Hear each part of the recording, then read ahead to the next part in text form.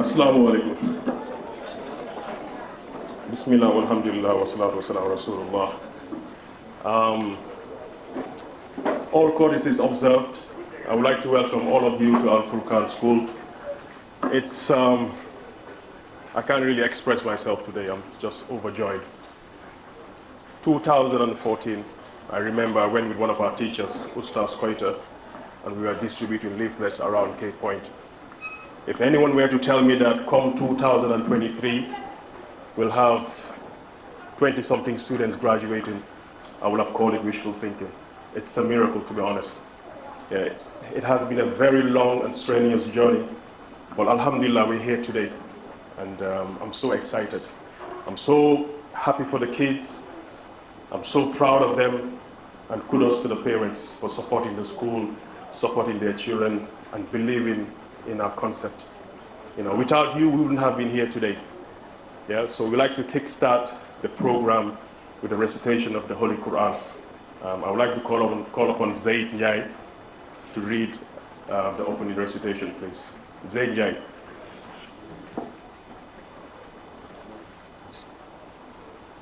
MashaAllah, Zaid is now in year 4, and Allah subhanahu wa ta'ala has gifted him with a very beautiful voice. And he's a very smart child, yeah, who loves the Quran. Wherever you see him, he's with his Quran, practicing his recitation, obviously.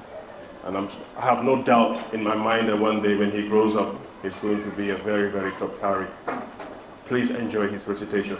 الله من الشيطان الرجيم بسم الله الرحمن الرحيم وإن طائفتان من المؤمنين قتتلوا فأصلحوا بينهما فإن بغت إحداهما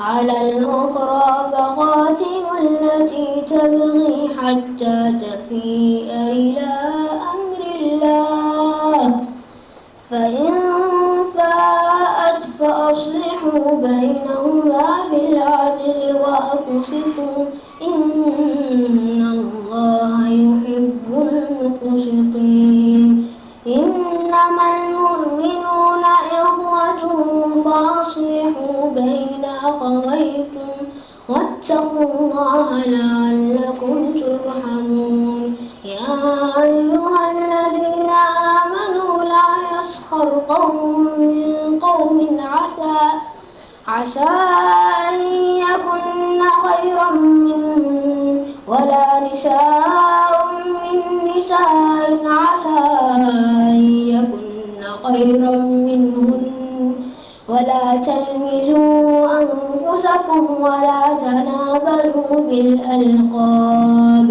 بئس الاسم الفسوق بعد الإيمان ومن لم يتب فأولئك هم الظالمون. MashaAllah, what a beautiful voice. Now I would like to call on a very young student.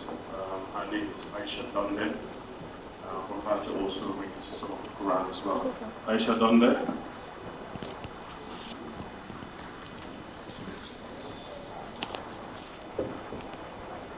Aisha Donde.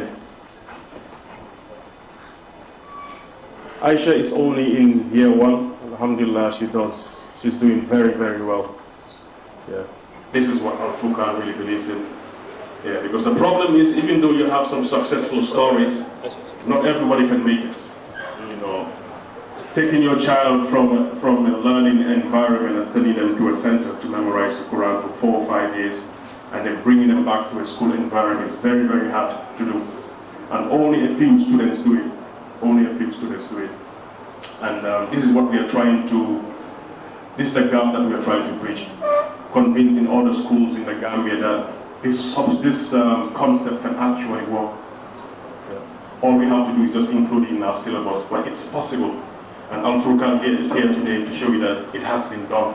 It has been tried, it has been tested, and it can be done. So all the school owners that are here in this program today, give it a go.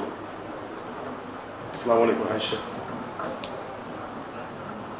بسم الله الرحمن الرحيم إذا زلزلت الأرض زلزالها وأخرجت الأرض أثقالها وقال الإنسان ما لها يومئذ تحدث أخبارها بأن ربك أوحى لها يومئذ يصدر الناس أشتاتا ليروا أعمالهم فمن يعمل مثقال ذرة شرا يره ومن يعمل مثقال ذرة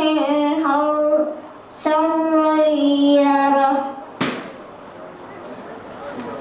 MashaAllah, MashaAllah. It's all down to the nerves, you know.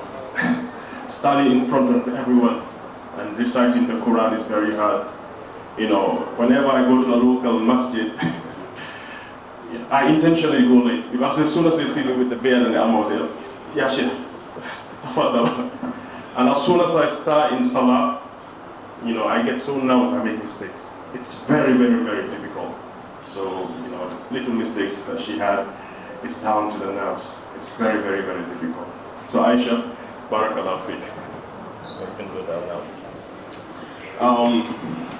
I hope Ustaz Barry pulls this off because, you know, the whole of this week we have been practicing for the walk-in. It's the moment for the graduates to make their entry. Ustaz Barry. سلام سلام يا أهل الفرقان دعاة السلام لعباد الله سلام سلام يا أهل الفرقان دعاة السلام لعباد الله سلام سلام يا أهل القرآن دعاة السلام لعباد الله سلام سلام يا أهل القرآن دعاة السلام لعباد الله سلام سلام يا أهل القرآن دعاة السلام لعباد الله سلام سلام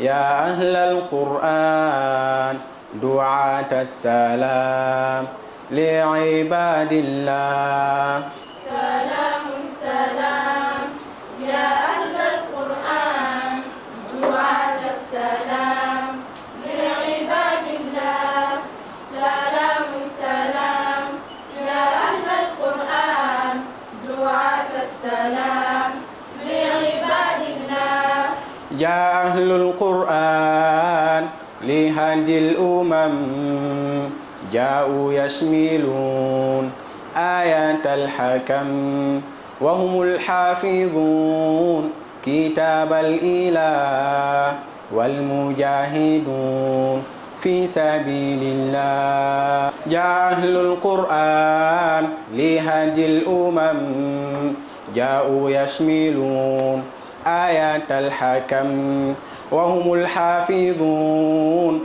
كتاب الإله والمجاهدون في سبيل الله سلام سلام يا أهل القرآن دعاة السلام لعباد الله سلام سلام يا أهل القرآن دعاة السلام لعباد الله أولئك الأطفال كلهم حفاظ عونا من ربي فالحمد لله أولئك الأطفال كلهم حفاظ عونا من ربي فالحمد لله سلام سلام يا أهل القرآن دعاة السلام لعباد الله سلام سلام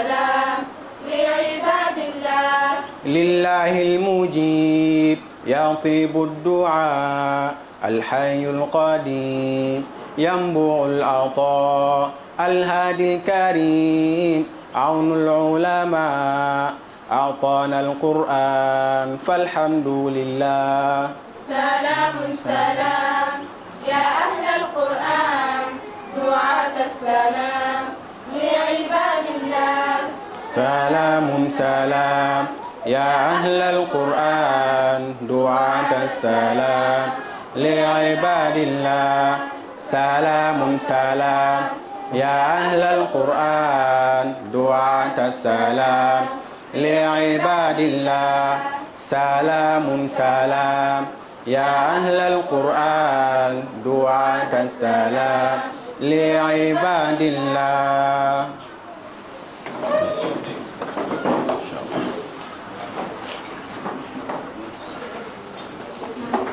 MashaAllah, Barakallah Feek, Ustaz Barry. You guys are looking great, absolutely. MashaAllah. Yeah, I'm so proud of you guys. You've really taken the school to another level. Yeah. Keep it up, guys. I'm so proud of you. Now I would like to call on our guest speaker. But before going into the guest speaker, I would just like to tell you the hurdles that we have to go through to get to our emergency guest speaker, if you want to call her like that. We're supposed to call in 3 guest speakers, a scholar, someone to speak on behalf of the science field, and another one to speak on behalf of the commerce field. But unfortunately, due to the qadar of Allah, they all couldn't make it. Yeah. So I was down from 3 speakers to 1. And yesterday when I called, just to remind the person that the event is today, he told me that he had a hospital appointment. So we had to come up with something. But I didn't want anything to spoil my day, so I didn't really let it to bother me. And we have Miss Abeni Lukman, who did hijrah from Trinidad to the Gambia to safeguard her deen, and she'll be stepping in to give a speech, advise our students, prepare them for the life ahead and some of the obstacles that they might face. Yeah. They're very, very young, and although they think that they are adults now, but they have a lot of learning to do. So this speech is very, very important, and I want you to listen to it attentively. And wherever you may be, whether it's America, England, or you're going to stay in the Gambia for the next 2 years, I want you to take this information in, have it at the back of your minds. It's very, very important. Ms. Lukman is a graduate from Trinidad, like I said. She's a linguist, and mashallah, she's been a very great addition to the school. So Ms. Lukman, if you can make your way forward, please.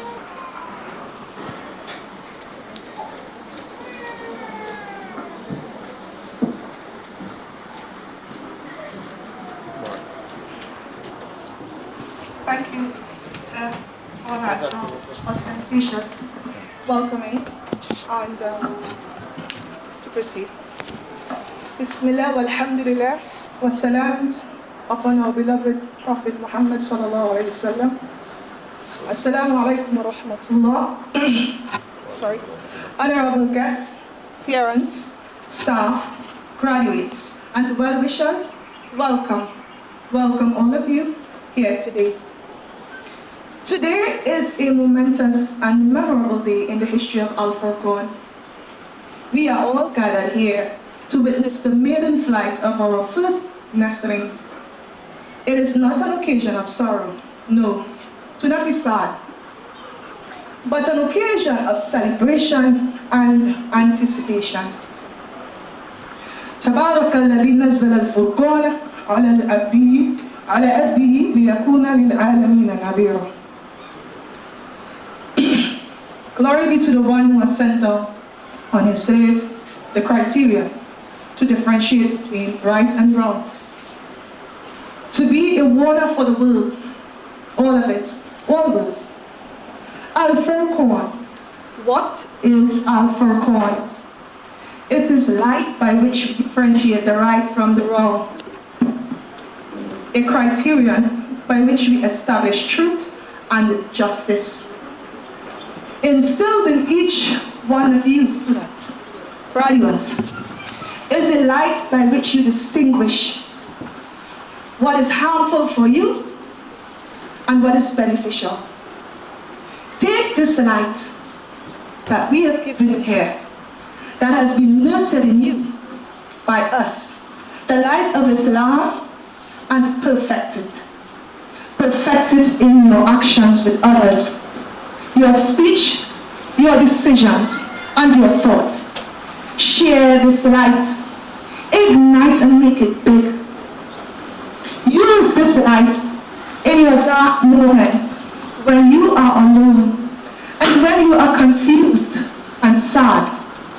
Nestlings, you never be afraid to fly towards success. Never be too proud to fly home in times of need. Homewards to Gambia. Your faith, your house, your family, your history, your values. Know that what has been given to you here today is a responsibility and a purpose. Understand that each one of you are a vanguard for Mother Gambia, an ambassador. I hope you understand what an ambassador is. You are an ambassador for your motherland and people. When you speak, you represent your people.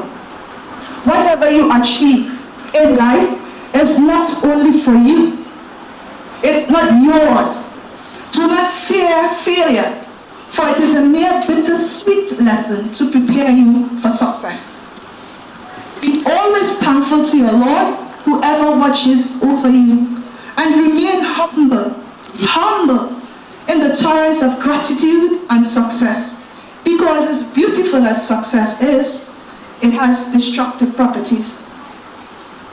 Remember where you came from, the warm embrace of your mother, the smell of wanjo and benachin, the familiar sounds of your language, and the tireless loving hours bestowed on you by your teachers, ustad, principal, and vice principal. Remember, young men and young women, that Mother Gambia needs you. Remember, she gave you her best, and she gave you all that she had. And you parents, all of you, congratulations. Congratulations specifically to you. You have come. Congratulations. You have made it. You have done it. It was not an easy toil. It was not always how you wished it to be. But thank you. Thank you very much. We appreciate your energy, your tears, your sweat, and your sacrifices. But your work is not yet done. No, it is not over.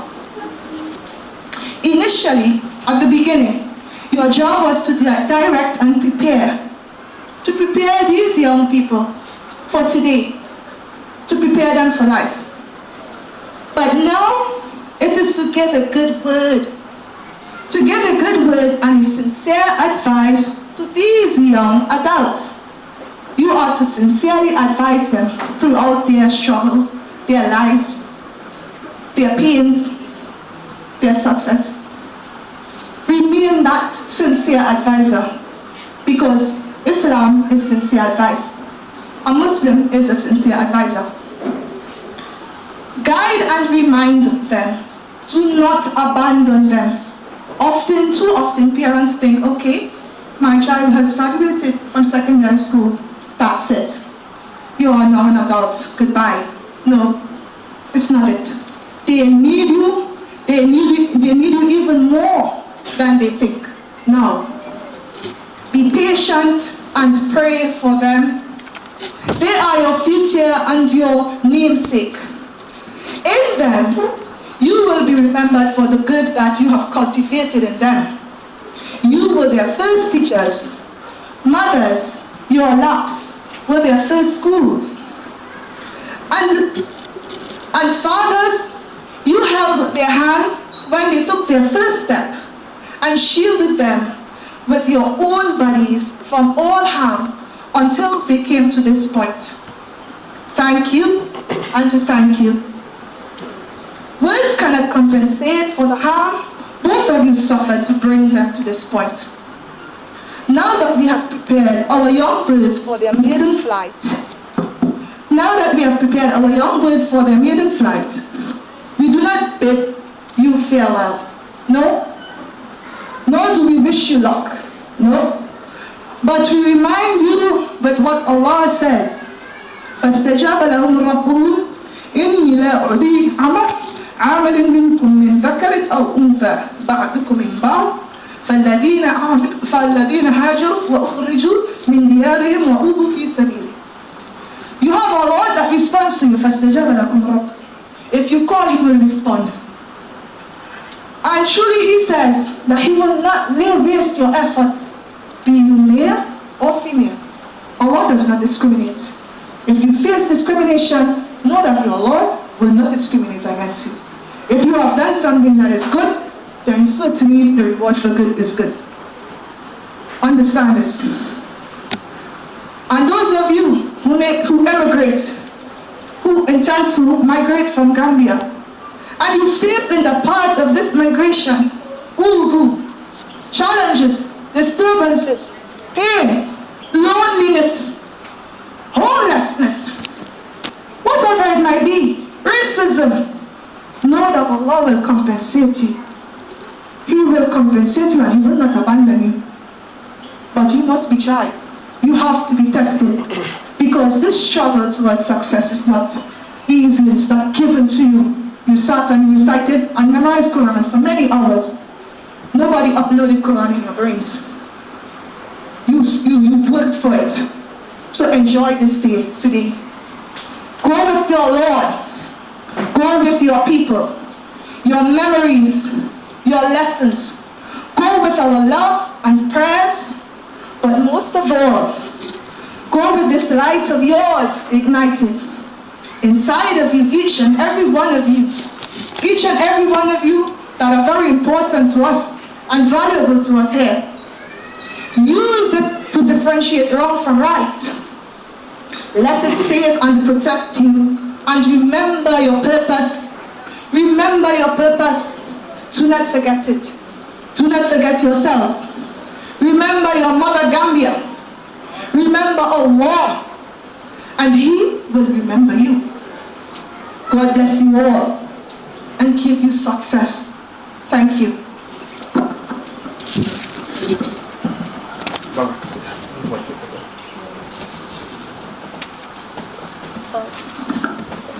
Thanks.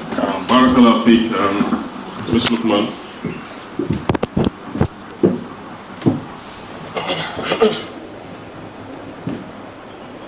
For those inspiring words, words of advice, wisdom, and everything. I would just like to touch on 3 things before we move on to the next agenda, where we'll invite the Hufaz to come up, receive their prizes, and then we'll hear their recitation, maybe a few lines, inshallah. She mentioned something very important. Always be aware of Allah. It's not because your dad is around, your mom is around, uncle is around, so-and-so teacher is around, that's why you're not doing something. No. You don't do something that is bad because Allah is aware of it. Allah is seeing you. This is what we are trying to inculcate in your heads, that when you refrain from doing something bad, it's not because you don't want to upset your parents, but because that action will upset Allah. It's very, very important you have this in the back of your minds. Because when you go abroad, when you go to England, when you go to America, you're going to have a lot of spare time. You're going to have a lot of freedom. Something that you're not used to. Yeah?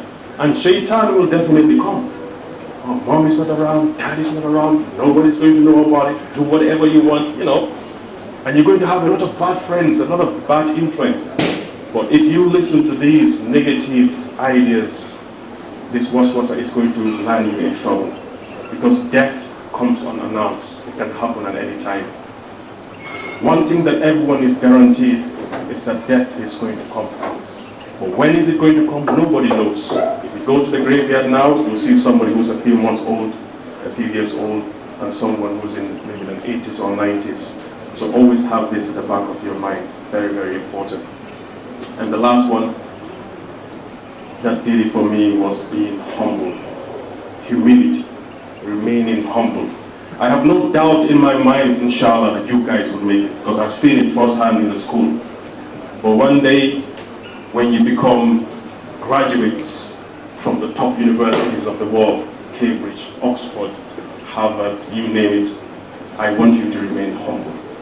Yeah? Bring yourself down. Be a servant to the people. When you go to these countries, do not say, no, I don't mingle with Gambians. I don't do this, I don't do that. Remember, no matter how long a log stays in water, it never turns into a crocodile. You might try to change your accent. You might sound more American than the Americans. You might sound more British than the British themselves. But that doesn't mean that you're ever going to be them. You will always be Gambian. Have that at the back of your minds. Yeah? Appreciate your culture. Appreciate who you are. We are Gambians. Yeah? We are black people from West Africa. Don't let anyone change you. And after you have graduated, we need to develop our motherland. We need to develop Gambia. Right now, when you go to these countries, you have a lot of professionals there. But that's not what I want for you. After graduating, remember that you have to come back, use the knowledge that has been impacted on you to develop the Gambia.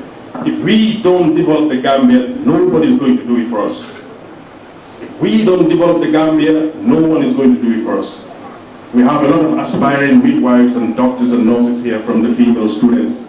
If you don't come to the Gambia and make sure we have female gynecologists, female doctors, you know, the pains and the suffering that our mothers are going through will never end. Because when they go to these hospitals, it's mostly the male doctors that see them. This has to change. This has to change. And the change starts from you guys. After you've graduated, do not stay there. It's very, very important. Come home and serve your people. If you want to be great, it's not about the amount of money that you make. It's not about how many houses that you have. It's not about the cars that you're going to drive. That's not greatness. You know what greatness is? The difference you make in the lives of others. That's what greatness is. You know. 2 days ago, I went to Bakau. Yeah. I went to Bakau. You know, my dad, you know, served in the civil service for God knows when, for all his life. Yeah. So they will tell me, son of MD Wada, maybe a few lines, and they will say, but your mom, she was so down to earth. Now, when she used to go to the market, she would go to every house in Bakau, greet them, find out how they were doing. Then I came to realize that even though my dad, you know, served the Gambia and whatnot, but the people of Bakau appreciate my mom more because of her humility. She was so down to earth. Yeah. Whenever she used to walk to the market, she would stop, greet people, you know, exchange a few words with them, pass by this kunda before she reaches the market. Yeah. And people loved that about her. So it taught me a big lesson. Yeah. So before we move on to the next agenda, I'd just like to share a short story with you. I think I've shared it before, but most of you haven't. So let's say from primary 5 class, you know, it happened that one of the students came from a very poor background, so he had to drop out of school. So when he dropped out of school to sustain his family, look after his family, his colleagues went on with their education, just like you today. You graduated, they traveled abroad, acquired their degrees and whatnot, but they were not humble. So they came back to the Gambia. So they were going to their villages. So they had to cross the river And guess who they saw when they got to the riverbank? They saw this same old classmate of theirs. He was a fisherman, you know, very badly dressed and whatnot. But he was able to recognize, said, oh, is that Imam? Is that Idris? Is that Abdullah? And said, yeah, who are you? And then he reminded them. So they said, okay.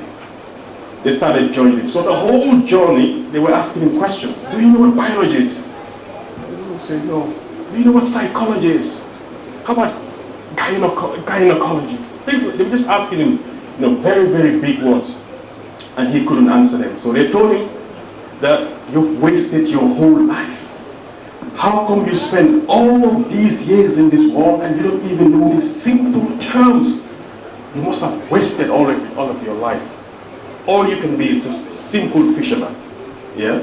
Sailing a boat, you know, taking people from one end of the bank to another. You've wasted your whole life. But just as they said that, there was a big storm. Yeah? And the waves started getting higher and higher. You know, they started getting into the boat. And everybody got scared. Before they knew it, the boat started to sink. So Mr. Fisherman, their ex-classmate, asked them a question. So he asked them, do you know what swimology is? They said, what? He said, do you know what swimology is? They said, no, we don't know what swimology is. We've never done it in uni or high school. And then he told them, do you know what sharkology is? They said, what? Come on, the boat is sinking. We don't have time for this. Do you have a life jacket? He said, I don't have a life jacket. I'm a very simple fisherman. Do you know what sharkology is? They said, no. Now they were getting terrified because the water was actually getting into the boat and it was starting to sink. So he told them that if you don't know what swimology is, sharkology is going to eat your botology, going to eat your handology, your armology, and you are going to dialogy here because of your mouthology. Yeah, so remain humble. I want you to remain humble. I have no doubt you're going to acquire these degrees, but when you do acquire these degrees, please remain humble. It's very, very important.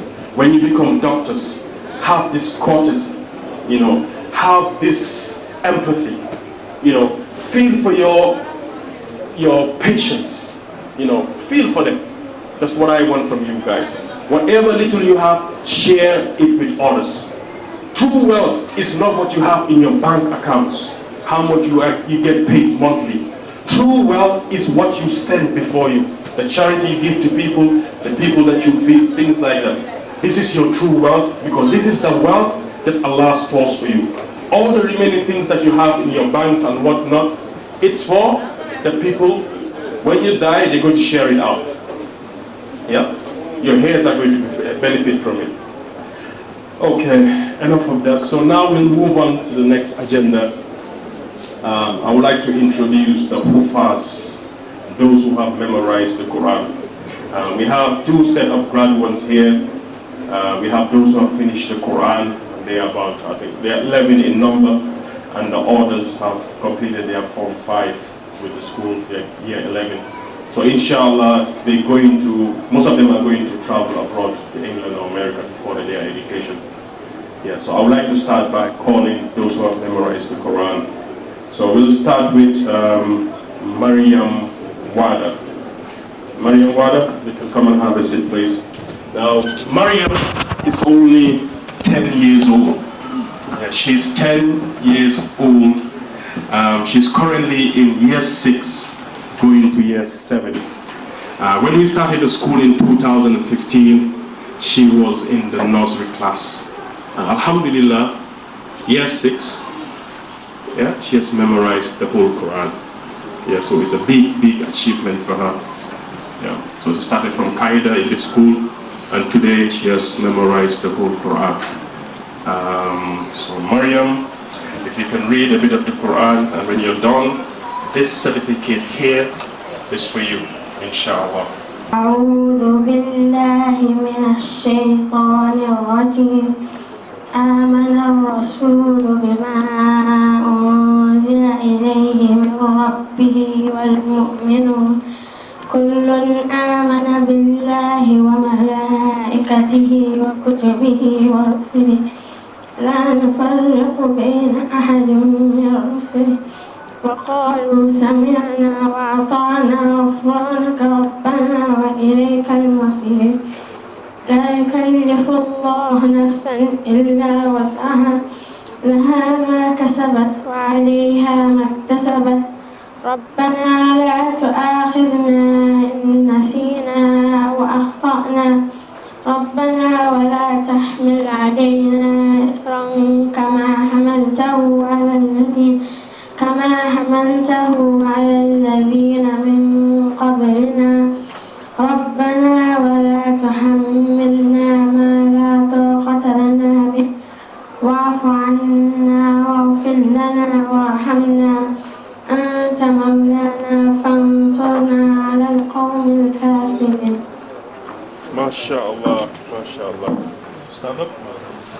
MashaAllah. So, Mario, this is for you, yeah? Barakallah. You walk around that side. Go on that side, please. Thanks. Barakallah Fiqh.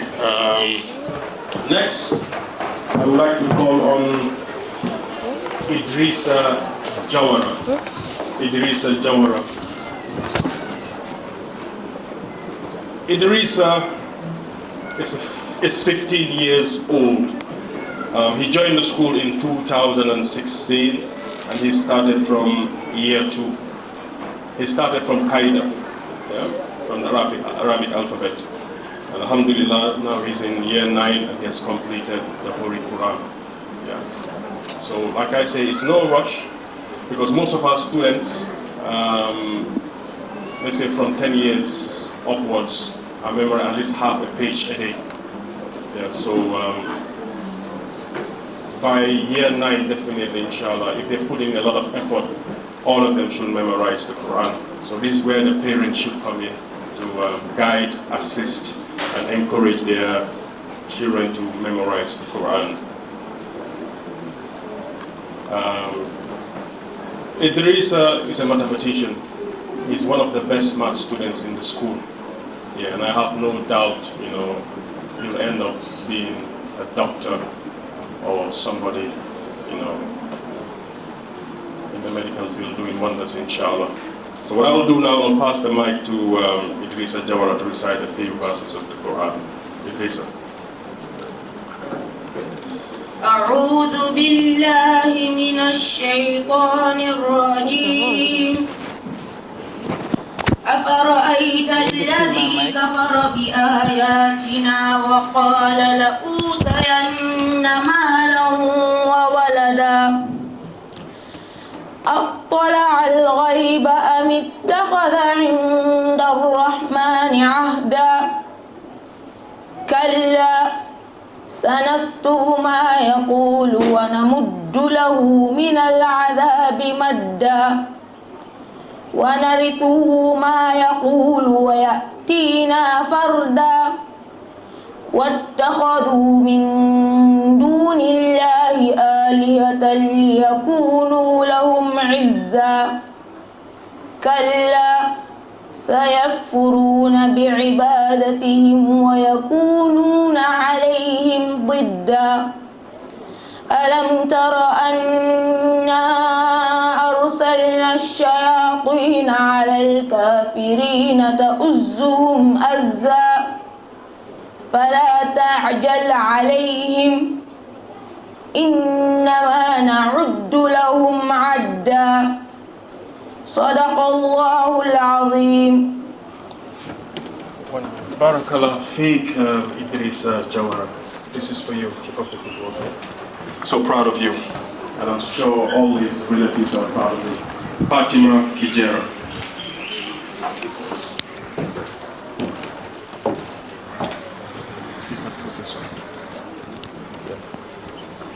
Fatima is 17 years old and she joined the school in 2016. They were one of the few families who were willing to take that risk because back then the school wasn't tried and tested, so it was a risk. Others heard about the concept, but they said, let them go first, we'll see how it goes. Give it 2-3 years. If the school doesn't close down, then we might consider it. But she was one of the few who was willing to take the leap. So mashallah. She's now in year 9, going to 10, and she wants to specialize in the science field. Mashallah. She's done really, really well memorizing the Quran at this age.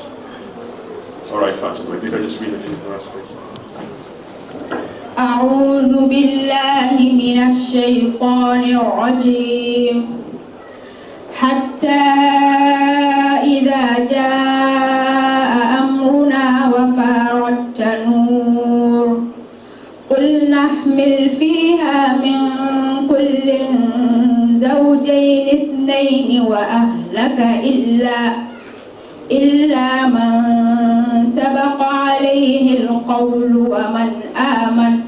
وما آمن معه إلا قليل وقال اركبوا فيها بسم الله مجريها ومرساها إن ربي لغفور رحيم وهي تجري بهم في موج كالجبال ونادى نوح ابنه وكان في معزل يا بني اركب معنا ولا تكن مع الكافرين صدق الله العظيم. MashaAllah, Fatima, what a wonderful recitation. May Allah guide and protect you, inshallah. Barakallah. Next, I would like to call on Rayhana Bach. Rayhana Bach.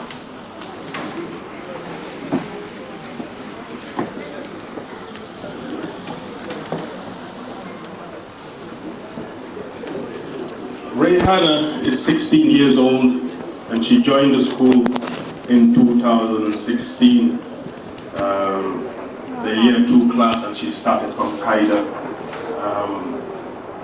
I went to my house sometime around that time in 2016, and I found her mom in the living room. And when I walked in, I greeted her. I went to my room. Then moments later, Auntie Khadija came to the room and said that there's a lady who is looking for sponsorship for her daughter. And she told me a bit about her mom. She was a mujahida. She was in charge of the mortuary at Serekunda Hospital. I've never seen anyone like her so dedicated to the job. Come rain, come shine, she'd be there at the mortuary, looking after the dead. She was always on call. Korite, Tobaski, you name it, she will always be there. And sometimes, when you're doing these sort of jobs, you come across certain bodies that, that would even make doctors think twice before touching them. But all conditions, she was there, never hesitant. She is truly a star. My only regret is that she's no longer around. She's in Germany now. But she's one of a kind. And I'm sure Allah has rewarded her for her service, her kindness, by making one of her daughters a Hafiz al-Quran, because that was her wish. She came to us and said, I would like my daughter to be in a Arabic school where she's going to memorize the Quran, but I can't afford it. And we said, by Allah, we work towards it, inshallah, together. And today we are here, and Ms. Rayhana has memorized the Quran. She's in the year 9 class, going to year 10, and she wants to specialize in the science field. Rayhana. أعوذ بالله من الشيطان الرجيم بسم الله الرحمن الرحيم فإن خفتم ألا تقسطوا في اليتامى فانكحوا ما طاب لكم من النساء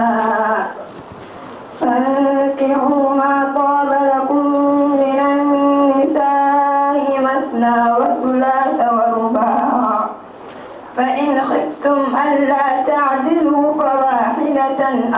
ما ملكت أيمانكم ذلك أدنى ألا تعولوا وآتوا النساء صدقاتهن نحلة فإن طبن لكم عن شيء منه نفسا فكلوه هنيئا مريئا ولا تؤتوا السفهاء أموالكم التي جعل الله لكم قياما وارزقوهم فيها واكسوهم وقولوا لهم قولا معروفا. صدق الله العظيم. MashaAllah, Rihanna. Yeah, Rihanna. That was very, very emotional. Very, very emotional. Whenever the heart softens, and tears fall down your cheeks, the sign of a believer. Abdullah Wada. He's 13 years old. He's in year 8, going to year 9. And he wants to be a farmer when he grows up. So I told him that he needs to take his studies seriously, but he didn't see the logic behind it. He said that, I want to be a farmer, I want to rear, cattle and whatnot. So what is the point? So I told him that, your math needs to be good. But whatever you're spending on these animals, you need to take account of it so you know what profit you're making and whatnot. Yeah. I used to have, these animals as well, have a bit of sheep, but it's so difficult to look after, so I just gave up. Yeah, so at the moment he's running a small poultry farm in the house. So I say, why not? You want to be a farmer? You might as well start now. Yeah, so mashallah, I tell him you can be a farmer, but also be a scholar. But he said that, but these scholars, they don't make money. Yeah, they don't make money. So I told him that you can do it on the side, because the best of people are those who learn the Quran and teach it to others. So I gave him an example of Mufti Mek. Like, look at Mufti Mek, how famous he is and the difference that he's making to the lives of all the Muslims or non-Muslims all over the world. Yeah, so I hope he'll pay heed, and pursue both of these fields, inshallah. So, Abdullah, now's your time to shine.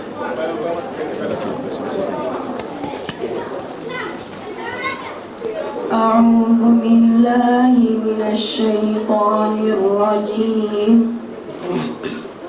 بسم الله الرحمن الرحيم. قالوا يا موسى إنا لن ندخلها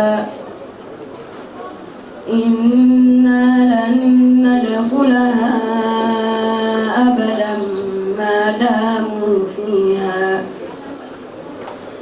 فاذهب أنت وربك فقاتلا إنا هاهنا قاعدون. قال رب إني لا أملك إلا نفسي وأخي فافرق بيننا وبين القوم الفاسقين. قال فإنها محرمة عليهم 40 سنة يتيهون في الأرض فلا تأس على القوم الفاسقين. واتل عليهم نبأ ابني آدم بالحق إذ قربا قربانا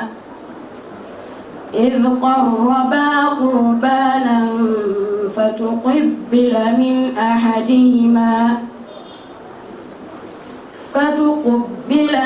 أحدهما ولم يتقبل من الآخر قال لأقتلنك قال إنما يتقبل الله من المتقين. صدق الله العظيم. MashaAllah, Abdullah, beautiful recitation. You know, when he was recited, I was just counting. My numbers 1, 2, 3. To avoid being too emotional, you know. Alhamdulillah, may Allah bless your voice, inshallah. I remember just before he memorized the Quran, because he lives in Cape Point as well. When I go there to pray in Maghrib, he's normally there revising his Quran and preparing for his dance the following day. I think he was taking like 2 to 3 pages a day. But most of the time you see him wrestling, playing karate. He'll spend the whole time playing, playing. And when I come the following day and ask the ustaz, they will tell me that he's memorized his dance. I don't know how they do it. Their brains are like sponges. Wherever you dip it in, it just sucks it all up. Yeah, but it also goes to one of our students, one of the ustaz's various students, Musa. He complained that he wasn't memorizing his dance, and I think once he memorized up to 7 pages a day, 7 pages.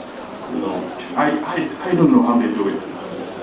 For me, 5 lines is a problem. 5 lines, and they memorize 2 pages. The following day they come, they memorize another 2. They won't forget about what they memorized previously. It's just a miracle. It's nothing short of a miracle. I don't know how they do it. Yeah, so keep it up, guys. You guys should be proud of yourselves. What you've achieved today is nothing short of a miracle.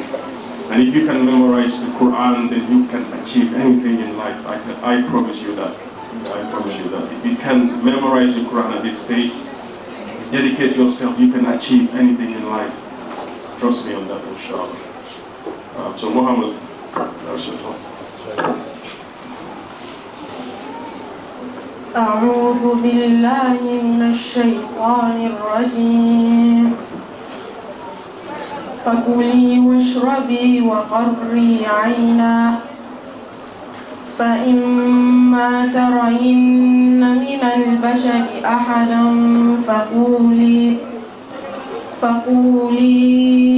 إني نذرت للرحمن صوما فلن أكلم اليوم إنسيا فأتت به قومها تحمله قالوا يا مريم لقد جئت شيئا فريا يا أخت هارون ما كان أبوك امرأ سوء وما كانت أمك بغيا فأشارت إليه قالوا كيف نكلم من كان في المهد صبيا قال إني عبد الله آتاني الكتاب وجعلني نبيا وجعلني مباركا أينما كنت وأوصاني بالصلاة والزكاة ما دمت حيا صدق الله العظيم. MashaAllah, Muhammad, what a beautiful recitation. Keep it up, yeah? Yeah, keep it up. MashaAllah. Our next student is Aisha Jawab, because most of the students are now on their 20-something juice, and minimum they are taking is a page a day. Yeah, so we're very, very optimistic, inshallah, that we'll have a lot more Hufaz next year, inshallah. I've had a lot of run-ins with Aisha. It came to a point that she even wanted to leave the school, go to another school. We have some of those students here who have transferred from Furqan to other schools because maybe Uncle Kema was not their case. They didn't like it, but Alhamdulillah, I'm glad she stuck around. And I remember when she was having her graduation, the day that she finished Quran, she told everyone then that hadn't she been pushed, she wouldn't have memorized the Quran.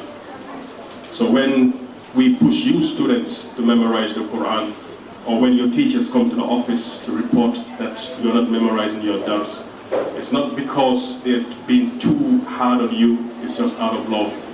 Because the time that you have in this school is very, very limited. And if this time is not utilized, then what happens is when you go to year 10, Form 4 class, you know, the time really goes down because you won't have the 3 hours a day to memorize Quran in the morning anymore. So everyone should aspire to memorize the Quran before they finish year 9, otherwise it becomes a lot harder. Yeah. So Aisha, I'm so proud that you're here today to read the Quran. أعوذ بالله من الشيطان الرجيم وواعدنا موسى 30 ليلة وأمددناها ب10 فتم ميقات ربه 40 ليلة وقال موسى لأخيه هارون اخلفني في أمري وأصلح ولا تتبع سبيل المفسدين ولما جاء موسى وكلمه ربه قال رب أرني أنظر إليك قال لن تراني ولكن انظر إلى الجبل فإن استقر مكانه فسوف تراني فلما تجلى ربه للجبل جعله دكا وخر موسى صعقا فلما أفاق قال سبحانك إني تبت إليك وأنا أول المؤمنين صدق الله العظيم. MashaAllah, Aisha. This certificate is for you. Keep it up there. So Aisha is 16 years old. She joined the school in 2016. And look at Aisha, she's shaking still.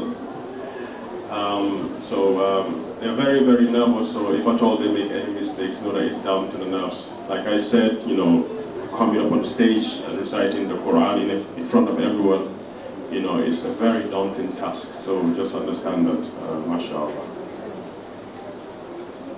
So Maryam Silla is 13 years old. She started in 2016. She started the year 1 class from Qaeda, a complete beginner. And now she's in year 8 going to 9 and she has memorized the whole Quran. She's one of the most brilliant students in the school. I've heard that she'll be traveling to America this year.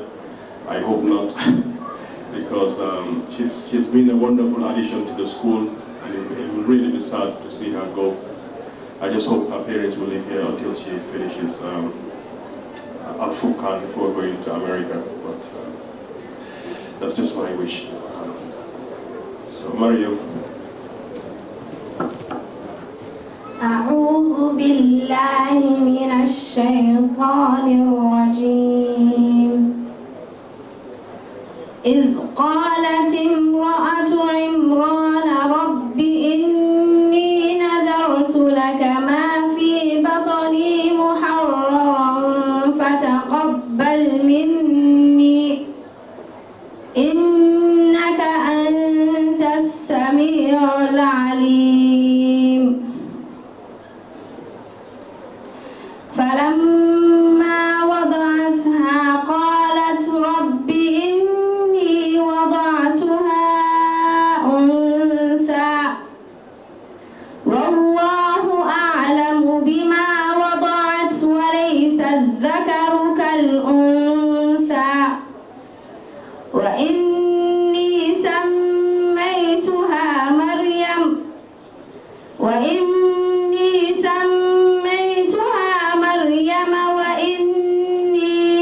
أعيذها بك وذريتها من الشيطان الرجيم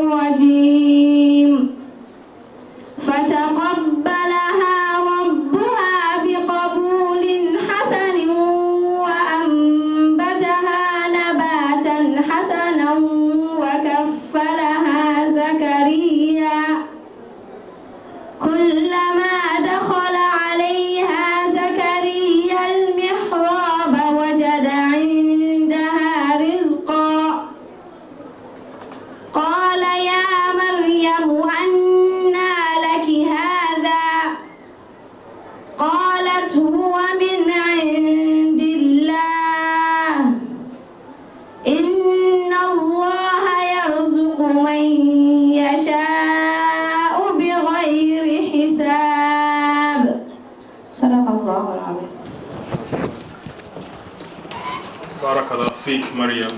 This certificate is for you. Keep it up, yeah? Next, I would like to call on Mamadou Seydou Diallo. Now, Mamadou is 17 years old and he joined the school last year. When he joined, he was already a Hafiz. He already memorized the Quran. So we were only helping him with his revision.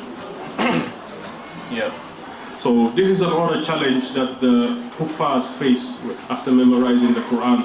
When you come from Senegal, after memorizing the Quran and you go into any school, you will need help with your muraja.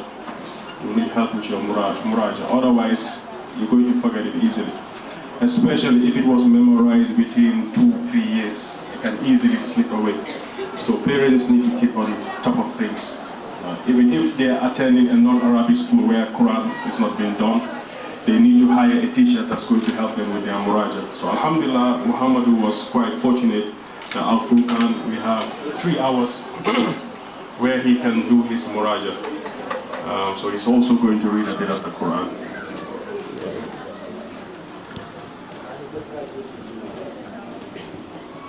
أعوذ بالله من الشيطان الرجيم الذين جعلوا القرآن عضين فوربك لنسألنهم أجمعين عما كانوا يعملون فاصدع بما تؤمر وأعرض عن المشركين إنا كفيناك المستهزئين الذين يجعلون مع الله إلها آخر فسوف يعلمون ولقد نعلم أنك يضيق صدرك بما يقولون فسبح بحمد ربك وكن من الساجدين واعبد ربك حتى يأتيك اليقين صدق الله العظيم. MashaAllah. This is for you. Keep it up, yeah? Next,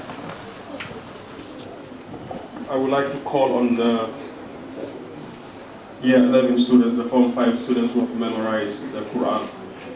So they've completed their Form 5 class now. And all of these 3 students have memorized the Quran. So we'll start with Yafatu Wada.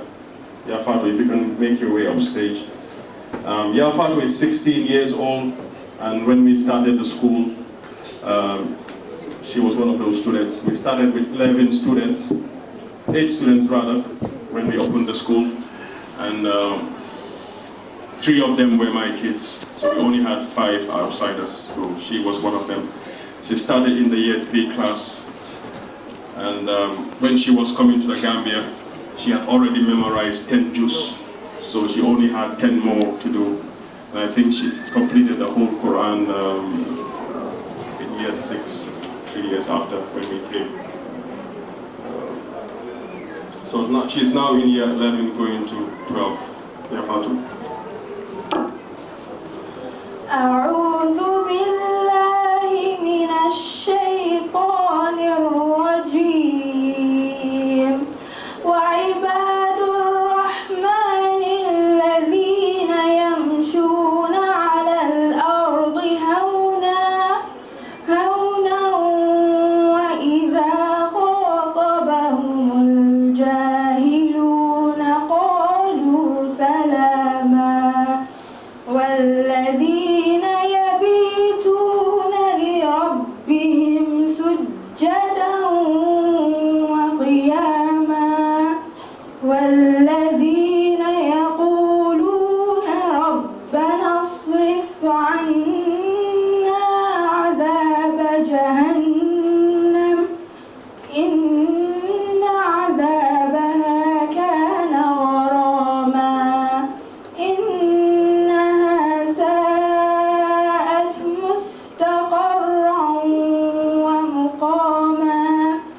والذين إذا أنفقوا لم يسرفوا ولم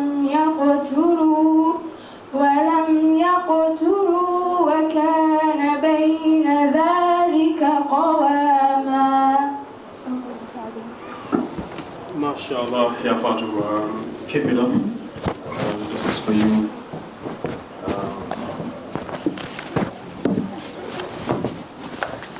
We had a conversation, I think it was 2 months ago, on her way to do her IGCSE exams, and she told me that if she goes to UK, she will need to contribute to her tuition fees because they're very expensive.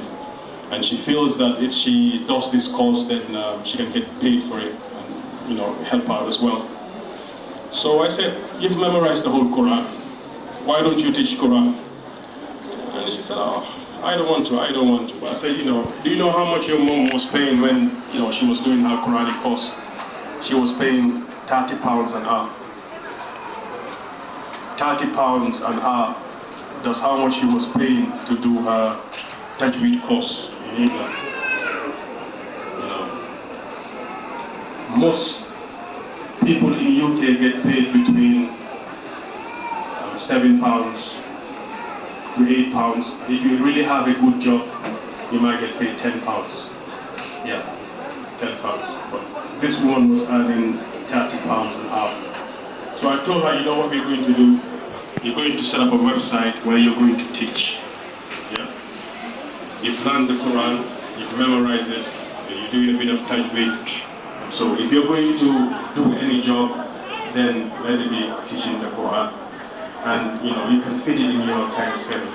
Yeah, it's not a full-time job or a part-time job where you have to do specific hours. Or if you have this, you can have students from all over the world, and it's going to be at your convenience. Alhamdulillah, she accepted. And every day she's reminding me, when are you going to start a website? So maybe hopefully very soon we'll start it. And this goes for all of you. You've memorized the Quran. Try to perfect your tajweed, learn the qaida, so that you can actually start teaching. You can make good money from it. You can make good money from it. And even if you're a professional doing anything you want in life, you can have it on the side. It's very, very important, inshallah. Especially for the sisters when you go abroad. To protect yourselves. This is something that you can think about. It's worthwhile doing, inshallah. So next, I would like to call on Musa Jane. Musa also started the school in 2015. He was one of the students that was willing to take the leap of faith. And mashallah, he's still with us. He's memorized the whole Quran. And the incident I was referring to where a student memorized, was it 7 pages? 7 pages. Yeah, I think he memorized 7 pages in a day. So, mashallah, the brain is like a sponge, like, I can even say a muscle. Right now, if I go to the gym and I want to lift 75 kilos bench press, I wouldn't be able to. But after 3 months, 4 months, it's going to be very easy because you strengthen your muscles. So the brain is like that. When they start memorizing the Quran, they will start with a few lines. But halfway through the Quran, 3/4 way through the Quran, they can memorize 5 pages easily. Effortless. It's so effortless. It's so easy for them. Yeah. So Musa is now 16 years old. He joined the school in 2015 in the year 3 class. Now he's in year 11, going to year 12, and mashallah, he's a happy. So the parents should really be proud. Musa.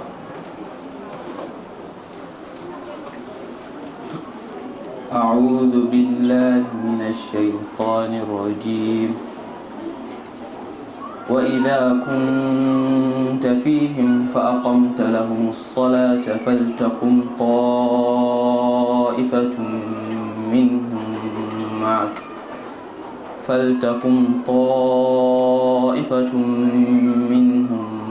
معك وليأخذوا أسلحتهم وإذا سجدوا فليكونوا من ورائكم ولتأت طائفة طائفة أخرى لم يصلوا فليصلوا معك وليأخذوا حذرهم وأسلحتهم ود الذين كفروا لو تغفلون عن أسلحتكم وأمتعتكم فيميلون عليكم ميلة واحدة ولا جناح عليكم إن كان بكم أذى من مطر أو كنتم مرضى أن تضعوا أسلحتكم وخذوا حذركم إن الله أعد للكافرين عذابا مهينا. MashaAllah, Musa. This certificate is for you. Keep up the good work. Next, I would like to call on Nima Silla, and she joined the school in 2016. She joined the school in 2016. And I remember when her mom brought her to the school, she was in tears. So I asked her, is it because you don't want to join the school? And she replied that, she's losing all her friends because they keep moving her from one school to another. So she was in tears. I said, not again. Well, alhamdulillah, since she came to the school, she's found home. Yeah, she's found home. And she started from Qaeda in the year 4 class, and now she's memorized the whole Quran. Yeah, so she's done really, really, really well, mashallah. I'm so proud of her and her parents as well. Keep up the good work. She's an aspiring doctor, and I'm sure with dedication and effort, she'll make it, inshallah. So Nima, if you can recite a few verses, please.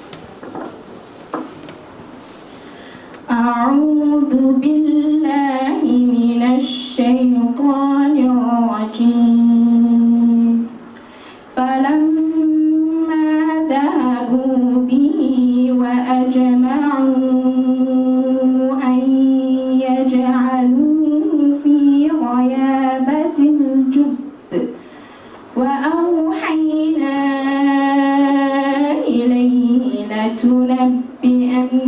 لتنبئنهم بأمرهم هذا وهم لا يشعرون وجاءوا أباهم عشاء يبكون قالوا يا أبانا نستبق وتركنا يوسف عند متاعنا فأكله الذئب وما أنت بمؤمن لنا ولو كنا صادقين وجاءوا على قميصه بدم كذب قال بل سولت لكم أنفسكم أمرا فصبر جميل والله المستعان على ما تصفون وجاءت سيارة فأرسلوا واردهم فأدلى دلوه قال يا بشرى هذا غلام وأسروه بضاعة والله عليم بما يعملون صدق الله العظيم. MashaAllah. Wasila. Barakallah fiik. This is for you. Keep it up. Keep it up. That brings us to the end of the first part of the graduation ceremony. Every one of you graduates that have just finished the Quran, on the day of Qiyamah, Allah is going to put a crown on the heads of your parents. Yeah, and the shine from these crowns will be brighter than the sun. Will be brighter than the sun. And they will sit on a throne. And everyone will look at them in admiration. They wouldn't know why they're being treated like this. Yeah? And they will tell, an announcement will be made that it's because of the Quran that their children have memorized. So if this honor is given to the parents, imagine what will be given to you guys. Yeah. On the day of Qiyamah, after you've entered Jannah, the angels will say to you, rise and ascend. Yeah. I'm talking about proper skyscrapers, not what we have in New York. Yeah, those bungalows. I'm not talking about those skyscrapers. I'm talking about real story buildings. Yeah. Each level between the Jannahs in Jannah is going to be like the distance between, like, let's say, the earth and the sky, or even more. That is just for us to comprehend, but the levels are not the same. But when you start reciting the Quran, each verse you read, each letter will ascend like that. And wherever you reach, that will be your level. You're going to start from Baqarah all the way up to Nas. So just look at what you have achieved. Yeah? But I don't want it to stop there. Yeah? You know, any graduation ceremony that you go to in England, they always remind the Hufaz that this is where the journey begins. Memorize the Quran, but this is not where it stops. The aim is to be scholars. The aim is to be scholars. Because they said that one scholar, yeah, the sleep of a scholar, one scholar, the sleep of a scholar when he's sleeping is better than the worship of 1,000 Muslims who are not scholars. The sleep of a scholar, an alim, is better than the worship of 1,000 believers. Do you know why? Yeah, because Shaitan can easily mislead those 1,000 worshippers. Yeah? But for that scholar, Allah has placed this responsibility upon him to guide the Ummah. Just one scholar can guide thousands and thousands of believers. Yeah, so aspire to be scholars, inshallah. Before we move to the introduction of the Form 5 students, I would like to share my personal experience with you guys. Most of you are 18, 17, you can say. And I remember when I went to England, I was 18 years old. And I always say to my friends, I always say to everyone, that had I gone earlier than that, it would have been disastrous for me. I'll repeat that point again. When I went to England, I was 18 years old. But had I gone a lot earlier than that, before the age of 18, it would have been disastrous for me. Why do I say this? When I got to England, I stayed in a small community called Watford. It's just outside of London. You have a few Muslims there, a few Asians, but it's predominantly white. Yeah, so when I was there, like tattooing, air pressing, you see it all over. The day that I arrived, the following day, I think it was the day after, I went to play basketball with a few of the Gambians there, those who were born there. Yeah, and what I noticed was everyone had ear studs in their ears. Everyone had ear studs in their ears. That was the first thing I noticed. So this was the first culture shock. All of the guys, the small boys my age, had ear studs. After a year, it was strange at first because I noticed straight away, but after a year, it became normal to me. Someone having ear studs became normal to me. It was no longer something grave. Second thing I noticed was a lot of them had tattoos. They had tattoos all over their bodies. At first, it was strange, but then it became normal. It became normal to such a point that I even wanted to do it. Yeah, but I knew that had I done it at that age, later on in life I would regret it. So I went around London looking for a place where I can do a temporary tattoo. I went around Soho Square looking for a place where I can do a temporary tattoo. Because I didn't want to do the real one, because I knew that 20 years, 30 years down the line, when I'm doing wudu in my local masjid in the Gambia, people are going to see it. Because I wanted it here on my arm. Yeah? But wherever I went, they told me they only do the permanent one. There are no temporary tattoos, so that's what prevented me from doing it. But I'll go back to the same point I started off with. Had I gone to England at the age of 15, I would have been lost. That's the reality. I would have been lost. And that is why I left everything and came back home, because I feared for my children. I feared for them because I knew the temptations that I saw when I was there at that age. Now imagine someone growing up there, you know, it would be really, really, really difficult for them. Yeah. And where I was staying in Watford, you know, parents need to think about this very, very carefully. If you're taking your kids to stay with you in the West, be mindful where you're going to stay. If it's not a Muslim area, know that they're going to be affected. Like it comes in a hadith to the nearest meaning. Yeah? The example of a believer is like a perfume seller. If you go to visit this person, even if he doesn't give you any perfume, you will leave his shop, you know, smelling of fresh fragrance. That's the example of good company. Staying somewhere where it's a Muslim environment. Even if you lag behind, just because of your environment, they will carry you along. But if you stay in a place where it's predominantly white, where you don't see, you know, people don't go for Jummah, they don't go for the 5 daily prayers, you live in a white area, sooner or later it's going to affect your deen. Wallahi, I tell you this, I stayed for 1 year, death didn't cross my mind. When I was in Watford, I stayed for 1 year, I didn't even think about death. Because you don't see things that remind you of death. Everything is hidden. If somebody dies, a car comes there, an ambulance comes there, pick the body up, takes it to the what's it called again? I've forgotten the place again. It's not a mortuary, it's somewhere they go and I've forgotten the name for it. It was like, let's say a mortuary and they keep you there. Yeah? So that's what happens. So you're not reminded of death. Yeah? So it's very, very important that if you're choosing a place to stay in, especially if your kids are coming to stay with you, it's better for you to move. Yeah? If you're living in Watford, it's better for you to go to Bradford or you go to Leeds where it's a Muslim community than having them stay in the white area. It's better for you. Yeah? Because it's going to affect your kids. And second thing that I noticed that you should be very, very careful about, you know, when you go to these places, you get everything thrown at you. You go to the banks, you know, people are chasing, oh, do you want a credit card?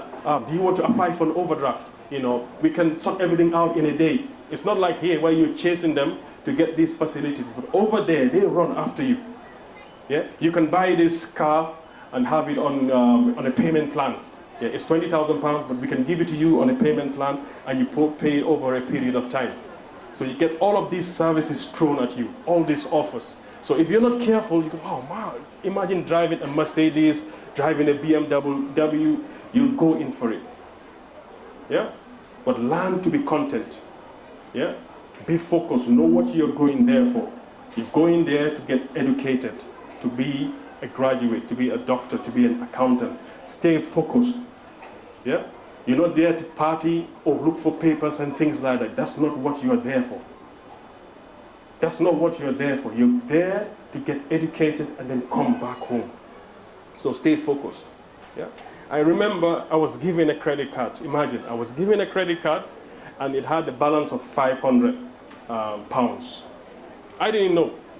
When I got home, I told my friend, he said, oh, you know, Keba, I'm building a house in Gambia. Can you loan me £200? So I gave it to him. I withdrew £200 from a credit card. Why are you going to get charged? And I gave him that £200. So foolish of me. So when you go to these places, you know, avoid these facilities. That's not what you're there for. And another thing, avoid coming to the Gambian holidays all the time. Yeah? We have WhatsApp, we have video calls, you can make phone calls. You don't have to be coming to the Gambian holidays every single year. It's a waste of money. Speak to your parents, even before you go, maybe they can buy you a land. Yeah? When you have time off during the summer holidays, get a full-time job. Start working and building your house, or start building your house in the Gambia.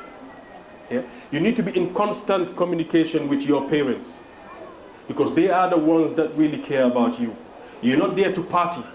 Let me remind you of that. You're not there to party. It's not a fashion show event where people are competing to find out who's the dressed person in the event. No. Yeah? Be focused. Get your education. When it's not time, get a full-time job. Agree with your parents that I'm going to set a set amount of money to the Gambia each week or each month.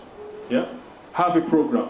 Every week I'll send £100 to my father, and he's going to, build my house for me or buy a land for me. You need to have that. Right now you're 18, yeah? But if you have this structured program, by the time you hit 25, you'll have a completed house and start working on your second one, maybe. Yeah? But all these things about holidays, coming to see my friends, it's not relevant. When it's time, stick to your books, study very, very hard. When you're off, get a full-time job. Don't be lazy. In Europe, in America, nobody gives you a dime. Everything you earn it. Nobody gives you any money. Yeah? You see people working 2 shifts, 2 shifts a day. When I was in England, I used to do 12 hours easy, 60 hours a week. Yeah? 12 hours a day, 5 days a week. That's how much I used to do. And some will work 2 jobs. 2 jobs. So when you're there, seize the opportunity and know that you're only there for a short period of time. 5 years, 6 years, 7 years, and then you're coming home. It's very, very important. Rather than coming on holidays, maybe you can even plan a trip and go for Umrah. But it's very, very important that you plan it. Before you go, sit down with your parents and find out what plan am I going to set so when I go to England or America, I'm going to start executing it. It's very, very, very important. And last one on the list, yeah, befriend your parents. Befriend your parents. It's very, very important. Befriend your parents. Yeah? Whatever you don't understand, whatever that hurdle that you go through and you're stuck, call your parents. The person that advises you, yeah? Be very, very careful when it comes to giving your ear to someone to advise you. Be very, very careful. Because if you give it to the wrong person, you'll end up doing something that you regret. So when it comes to that listening ear, giving this listening ear to anyone, yeah, make sure you choose it carefully. Let it be your parents or a religious person. Otherwise, you'll end up doing something that you will regret, inshallah. So I'll have one last story, but I'll wait till the end because we have a nasheed that Ustaz Barry is going to do, and it's going to be more befitting then. So we'll skip that, inshallah. So now we'd like to introduce the Form 5 students, those who have completed their year 11, to come forward and receive their prizes, inshallah. So we'll start with Musa Jane. Musa Jane, if you can come up, please. So for the boys, I will shake their hands, and for the girls, I will just touch my chest, inshallah. So, hold it with your left hand. Yeah. Congratulations, Messiah. Give it up. So, mashallah, Musa is an aspiring architect. He's a wonderful student who's doing really well with his education, and he wants to be an architect. Start now. Don't wait till you graduate. Anything that you want to do in life, start it now. If you want to be an architect, start now. Download the softwares, start watching YouTube videos, and start practicing. Develop a passion for it now. Yeah. Don't be a doctor because your parents want you to be one. Don't be an accountant because your parents want you to be one. Find out what you have a passion for. Because it's this passion that's going to wake you up in the middle of the night. It is this passion that is going to make you walk for 16 hours in a day without even feeling it. It's this passion that's going to make you stand for 4 hours even though your knees are, swollen. It is this passion. You must find out what you're passionate about and then invest in it. It's very, very important. Start working on it now. So before you graduate, you've already, you will have mastered the field anyway. If you want to be a doctor, now is the time to be going to hospitals, speaking with doctors, volunteering. You need to volunteer your services. If you want to be a midwife, now is the time. Speak to the local hospitals, go to a kind of in general hospital, speak to your parents. They can get you to volunteer your services. But now is the time to start. We need to start volunteering. It's very, very important. Next, we have Yafatu Wada. Yafatu, if you can make your way up, please.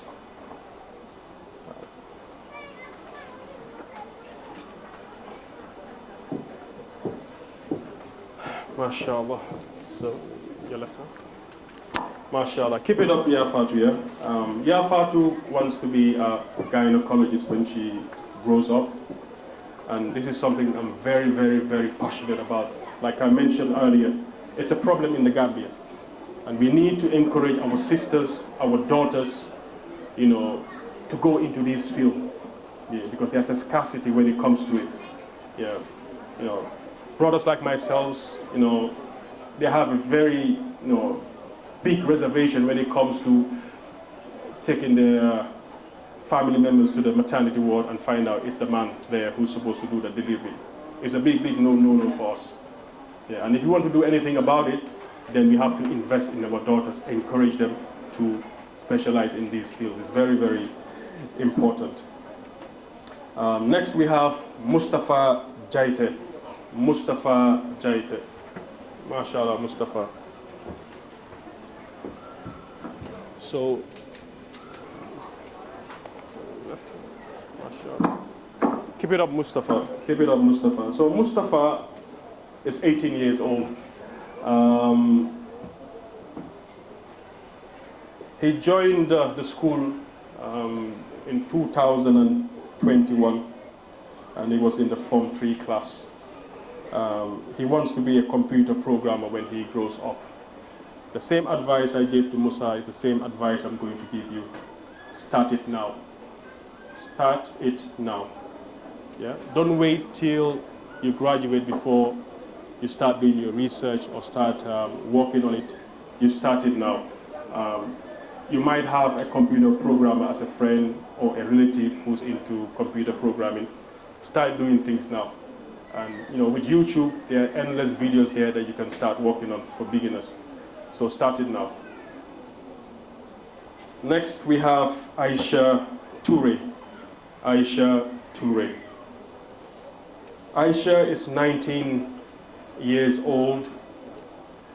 She's joined the school in 2018, and she was in the year 6 class going to year 7. When she started the school, she was in Juz Amma, one of the small surahs. So we started her off from Tilawa, learning how to read properly with Tajweed. Now she's in year 11 going to year 12, and she has memorized 20 Juz. 20 Juz, so she only has 10 Juz left. So she's memorized 1/3 of the Quran. So I asked her today, like, what are your plans for the future? And she told me that she wants to attend the Dara in the evening so that she can complete the Quran. But her wish is to travel to US to further her education, and she wants to be an architect, inshallah. So I advised her that you might need to consider GTTI. Yeah, start doing some courses there, start doing some programs there, so you can work on it. So, alhamdulillah. So Aisha is a really hard-working girl, very, very dedicated, and my best wishes to her, inshallah. Aisha, keep it up, yeah? Barakallah fiik. Next, we have Asia Toure. Asia Toure.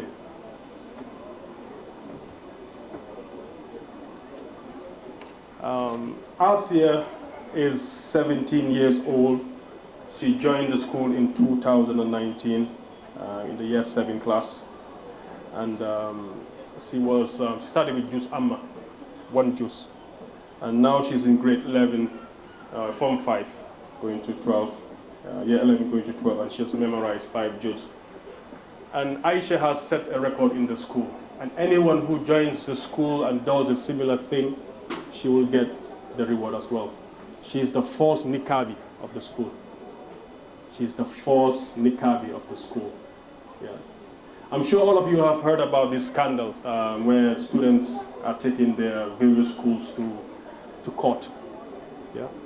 But all I have to say is, as Muslims, we must try to have more Islamic schools where we can practice our deen the way that we want to. Yeah. If you look at the private school owners, most of them are owned by foreigners. So as Muslims, we need to invest in this field. Make sure it's not only Al-Furqan, we have dozens of them in the Gambia, where our sisters, our daughters can dress the way they want to. It's very, very important. So So Asia is the first student in the school to wear a niqab. And she wants to be a midwife when she grows up. Yeah. MashaAllah, may Allah make it easy. The journey won't be easy. The journey will be easy, but with dedication and sacrifice, inshallah, you will make it. Yeah? So keep up the good work. Barakallah fiqh.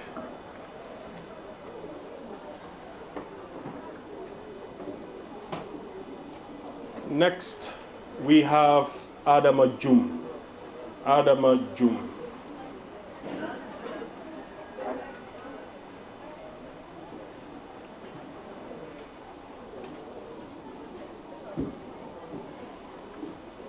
Well done, Adama. Adama is 18 years old, and she joined the school in 2018.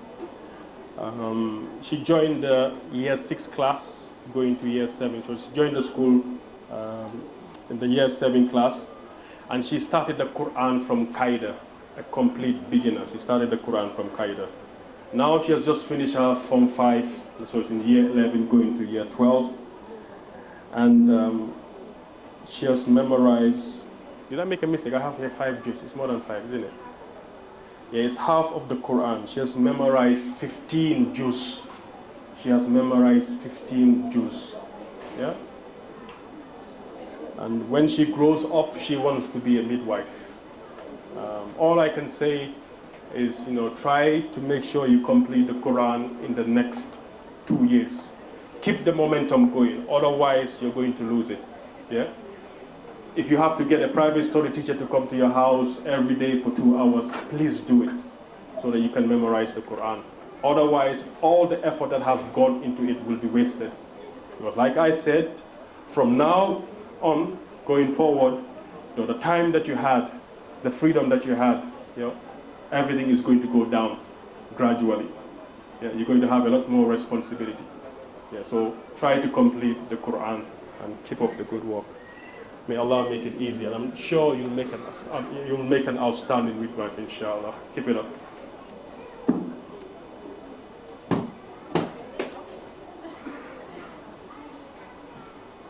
Next, we have Aisha Tunkara. We have Aisha Tunkara.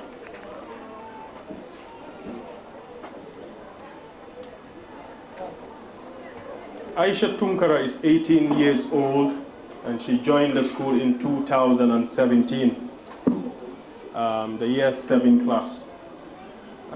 She started from Qaida, and today she has memorized 8 juz. Slowly but surely we'll get there. Yeah. So just set yourself a target. Set yourself a target. It doesn't have to be something big. Yeah. Set a target that every day I'm going to memorize 3 lines a day, 4 lines a day, 5 lines a day, whilst doing your muraja so that you don't forget. Yeah? And if you do go to America, try to find a mosque or a center where you will go to spend time with some practices sisters and do your Quran there. It's very, very important. Otherwise, all these things, this foundation you have, you're going to lose it. Yeah? So wherever you're going into in America, try to find a masjid or a center that you can go to complete your hifz. It's very, very important. Give yourself small targets, and eventually, before you know it, the next 4 or 5 years, you will have finished the Quran. So keep up the good work. And Aisha wants to study computer science when she travels abroad, inshallah. May Allah make it easy. Barakallah fiqh. Yeah. And what I have to add to this, the farm of Allah, is very, very vast and wide. You don't only have to be an imam, a mudir, an ustaz, a hafizul Quran to make a difference. Yeah? You can be, a computer programmer, and from the funds that you are receiving, you can use this to make an impact. Yeah? So if it's computer science you want to do, it's good. It's fine. Go ahead with it. Yeah? When you become qualified, from the more funds that you're receiving from it, the salary that you're receiving, you can use this to make a difference. You can use it to sponsor orphans. You can use it to dig boreholes. Yeah? You can use it to do so many things. You can use it to sponsor a ward in a hospital. Yeah? So it doesn't mean that you have to be an imam or you have to be a qari. It doesn't mean that. Yeah? You can be anything and still make a difference. It depends how you utilize your money. There's a very rich businessman in Cape Point, and he told me, he's one of the richest people, I can say, in Bakau, Cape Point here, and he told me that he uses his money. The money that Allah has gifted him, that's what he uses to gain, attachment to his Lord. Yeah? And I remember we wanted to set up this profit-free hospital. So the idea was, we'll try to convince all the Muslims banking with these banks that the interest that they are receiving on their savings account, they should pay it into our own hospital account. So we use this money to build a hospital. So we wanted to have a fatwa on this, so we asked a renowned scholar in the Gambia that most of you know. So when we went to the Imam and the Ustaz and asked him, like, is it okay for us to use interest money to build a profit-free hospital that would benefit Muslims? He said there's nothing wrong with it. It's okay. So the idea was in each bank in the Gambia we're going to have an account there. So the money that the interest that the Muslims are receiving, they can pay it into this account. So we'll use the money to build a hospital. So the idea was, mashallah, very good, very, very genuine. And I went to the same businessman and I was selling him this idea. You know what he told me? That Allah doesn't say don't use interest money. He said do not go near it. So when he said this, I actually stood up and looked at him and started listening properly. He said Allah didn't say don't touch interest. He said do not go near it. So Keba, my advice to you is do not touch interest. When the time comes, come to us. Come to us that Allah has gifted us with money and we will fund that project. So that's when we scrapped that idea. Even though we received a fatwa from somebody that said, we can go ahead with that project. Yeah, so the garden of Allah is vast. You don't have to be a scholar to make a difference. You can still use your money and make an impact, inshallah. So the next student we have here is Omar Wage. Omar Wage. Omar is 18 years old, mashallah. He joined the school in 2021. When he joined, he was already a hafiz. He had already memorized the Quran. So he wants to engage in real estate business. I'm sure he will do well, mashallah. He's a Sarahule, so it shouldn't be hard. Mashallah. So keep it up, Omar. I'm sure you will do well. Barakallah fiqh. So again, I will repeat the same advice. Yeah. If you want to be in this real estate business, start now. Do your research. You might have family members that are already into it. Start going with them. Yeah. You can start learning how to draw a sketch plan now. You can start from there. Whenever they are buying plots of land, you can go with them, verify whether it's genuine or not. See the things that you will need to accomplish before, or need to do before a land is transferred to your name. You can start from here, yeah? But you need to develop this passion now. Don't wait till you've graduated from university to get into this field. Yeah? It's very, very important. You start it now. Take very, very small steps before you start running. So start it now. Start your journey now. Don't wait till you've graduated. Start your journey now. It's very, very important. Next, we'll call on Nyima Silla. Nyima Silla.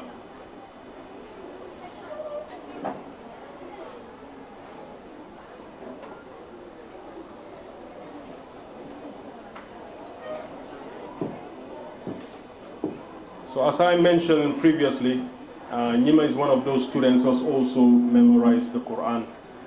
She's now in Form 4.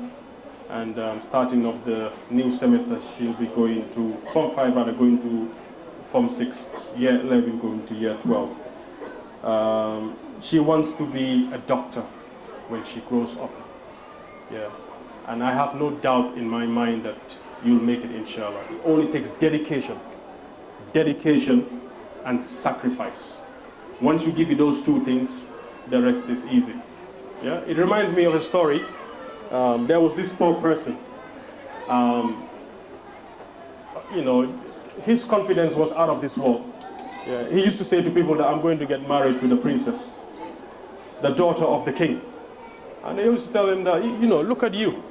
You want to get married to a princess. Look at how poor you are. You don't even have money to feed yourself. He told them half of the job is done. They said, how? He said, I am ready. So all I need to work on is the other half, getting her ready. So, Nyima already has the goods. She's clever, she's dedicated. Now all she needs to do is put the effort in, and I'm sure you'll make an outstanding doctor, inshallah. So keep up the good work, and I'm sure you'll get there. Barakallah fiqh. Next, we have another Form 5 student who joined the school very, very late, but not that late even. We have Mariama Silla. Mariama Silla.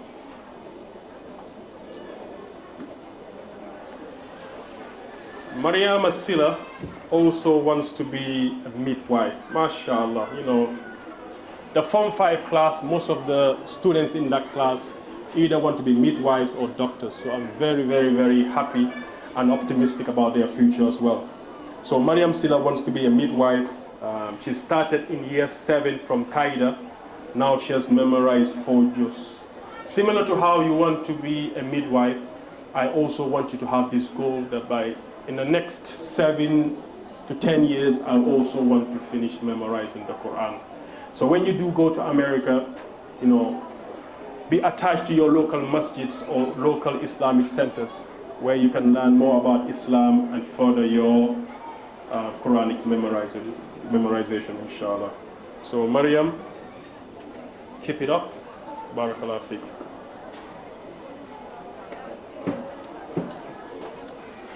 Aminata Kaba is 18 years old. She joined the school in 2018 in the year 7 class, and she started from Qaeda. Now, how many juz have you memorized? She has memorized 6 juz. She has memorized 6 juz, and she wants to be a midwife when she grows up.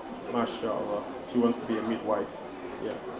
I think her aunt is a nurse or a midwife in America. So you can see the influence that parents have on their kids. Whatever they see you doing, they copy it. Yeah. If you're a football player, they also want to be a football player. Yeah. If you're a midwife, they want to be a midwife. If you're a doctor, they want to be a doctor. So we need to set good examples for us, for our kids, so they can follow us, inshallah. Aminata, keep it up, yeah?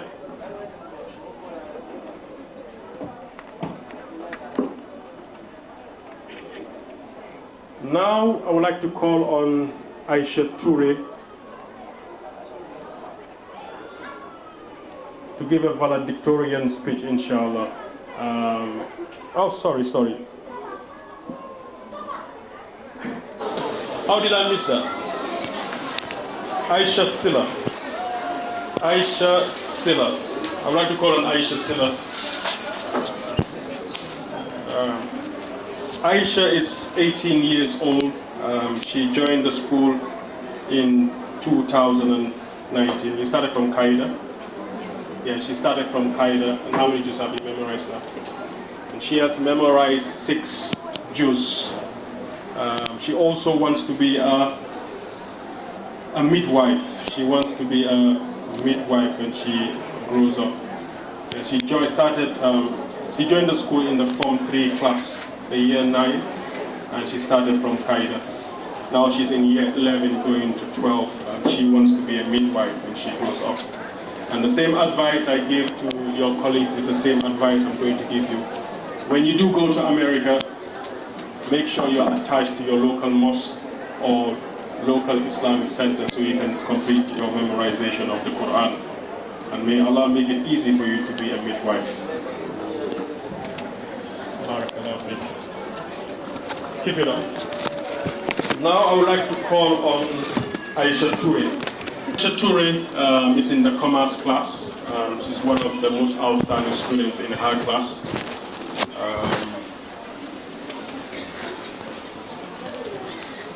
Yeah, she wants to be an architect, and I have no doubt in my mind that she will achieve it one day, inshallah. She's memorized 20 juz, and she only has 10 left. And I did say that she plans to come to the school in the evening, Dara time to complete it, inshallah. So Aisha?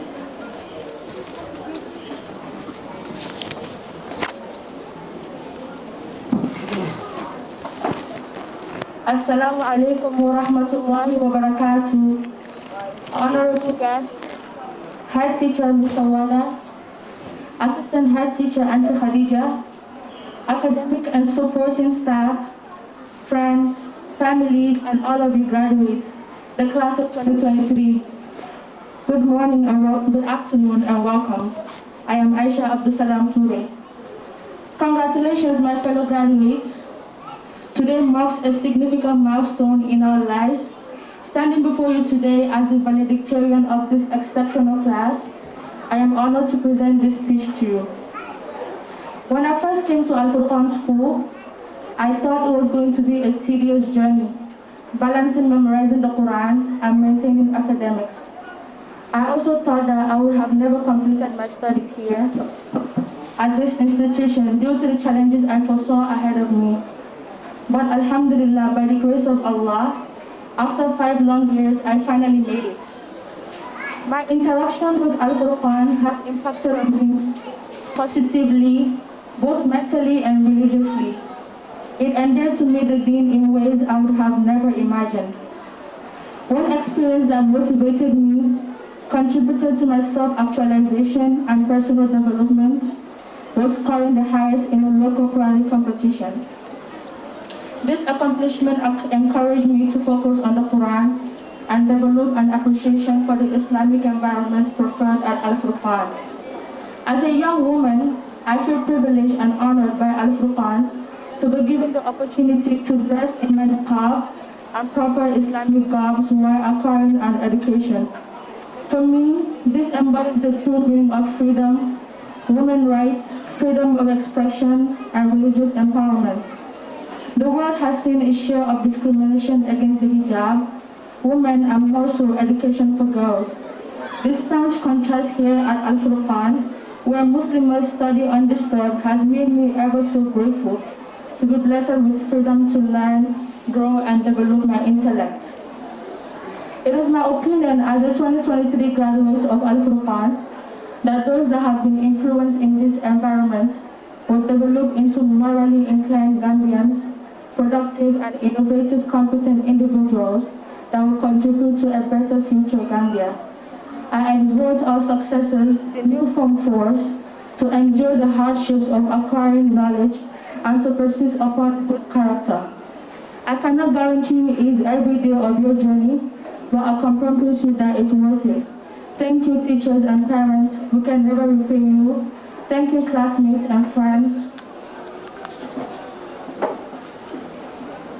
for all the support and encouragement. Thank you, attendees and guests, for honoring and believing in us. Allah bless you all and enjoy the rest of your day.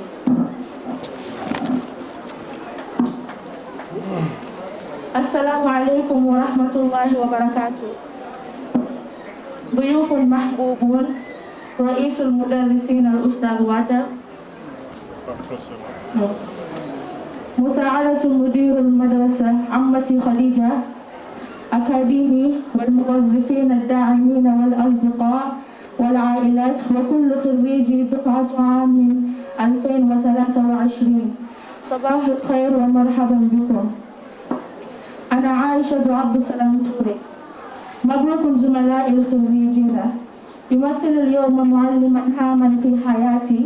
أقف أمامكم اليوم كطالبة متفوقة في هذه الفئة الاستثنائية. أنا تشرفت بتقديم هذا الخطاب لكم. عندما جئت إلى مدرسة الفرقان لأول مرة، اعتقدت أنها ستكون مملة مثل موازنة حفظ القرآن والحفاظ على الأكاديميات. أنا أيضا اعتقدت أنني لن أكمل دراستي هنا في هذه المؤسسة بسبب التحديات التي توقعتها أمامي. لكن الحمد لله بحمد الله بعد 5 سنوات طويلة تمكنت أخيرا من تحقيقي. لقد أثرت تفاعلتي مع الفرقان علي بشكل إيجابي عقليا ودينيا. لقد أحببت الدين بطرق لم أتخيلها أبدا. إحدى التجارب التي حفزتني ساهمت في تحقيق ذاتي وتنمية الشخصية، وسجلت على الدرجات في المسابقة القرآنية المحلية.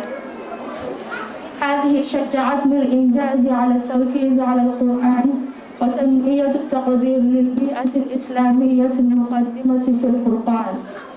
بصفتي امرأة شابة أشعر بالامتياز والتكريم من قبل الفرقان لإعطائها الفرصة لارتداء النقاب والزي الإسلامي المناسب أثناء حصولي على التعليم.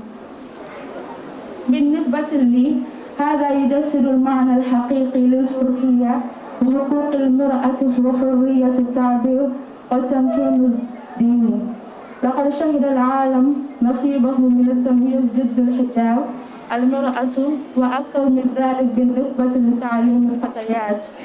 التناقض الشديد هنا في الفرقان حيث المسلمات الدارسة دون إزعاج جعلني ممتنا جدا لأن أتناغم بالحرية التعلم وتنمو وتطور عقلي. في رأيك خارج عام 2023 من مدرسة الفرقان أن هؤلاء كانوا متأثرا بهذه البيئة سوف يتطور إلى غنبيين ذوي الميول الأخلاقية، أفراد أكفاء منتجون ومبتكرون من شأنه أن يساهم في تحسين مستقبل غامبيا. أحث خلفائنا على الشكل الجديد لتحمل المصاعب والإصرار على حسن الخلق. لا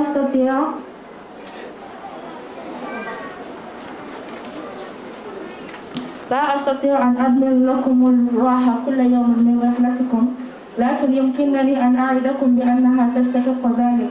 شكرا لجميع المدرسين وأولياء الأمور، لا يمكننا أن نرد لكم الجمال أبدا.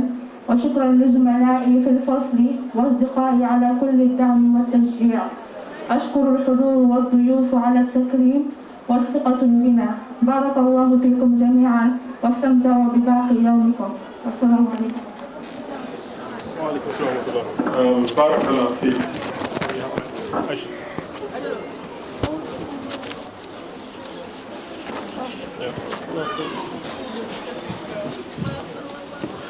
بارك الله فيك Aisha too.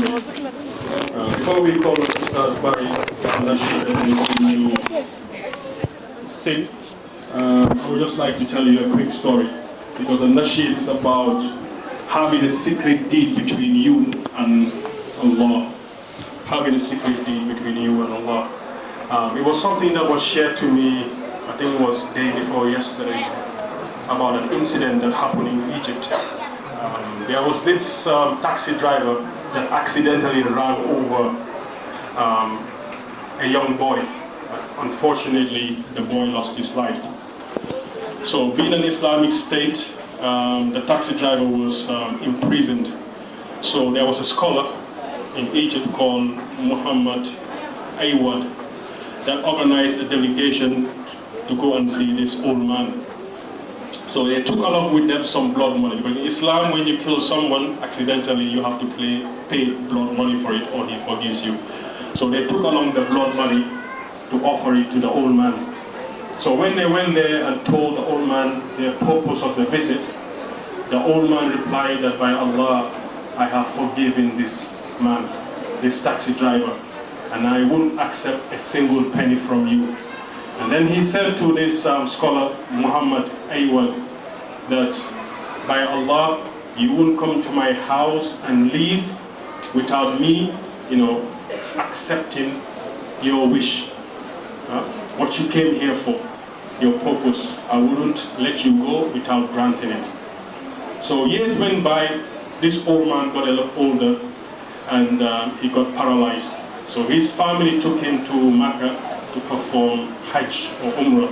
So he was on a stretcher and they were carrying him around the Kaaba. So when they were doing tawaf with him, he started making dua to Allah and he said, oh Allah, Muhammad Aywad came to me with a request and I replied to him that I will not let you leave my house without granting you this request. If at all I did this for your sake, then please give me my health back. And as soon as he said this, Allah granted him shifa. He was cured instantly. And he got up from the stretcher and he started doing tawaf with his own 2 feet. So these are the benefits of having secret deeds between you and Allah. It's very, very important. Now, an advice to the boys, and when I'm done with the boys, then I will go to the girls. It's about having secret deeds between you and Allah. Because you're at a very, very critical stage. The dunya, right now, nobody wants me. But with you guys, the dunya wants you. Shaitan wants you. You're hotcakes right now. You're hotcakes. Yeah, so there was this guy who went to do Hajj. Yeah? So he was there doing the Hajj, then all of a sudden, he felt unconscious. So they dragged him out from, the last thing he saw was people doing Hajj, doing tawaf in their ikram and whatnot. So they took him from that state and took him to a hospital. So when he woke up, he woke up in a room that was all white. Everything was white, bright colors. When you close your eyes and open it, you find it very difficult to see properly. It was just so white, so bright. So he thought that he was in Jannah. So he said, Jannah, Jannah. So he started shouting, Jannah, Jannah. So when he started shouting, the nurses thought that, he was losing it. So everyone came running into the room. Everyone came running into the room. So when he saw them, he thought that these were the Hurul Ains coming to him. So he was very, very excited. So he tried to get up. Yeah. So when he tried to go, the nurses started restraining, and he shouted, Hurul Ain, Hurul Ain. So they held him somewhere, grabbing him, and he said, one at a time, one at a time. So that's what he said.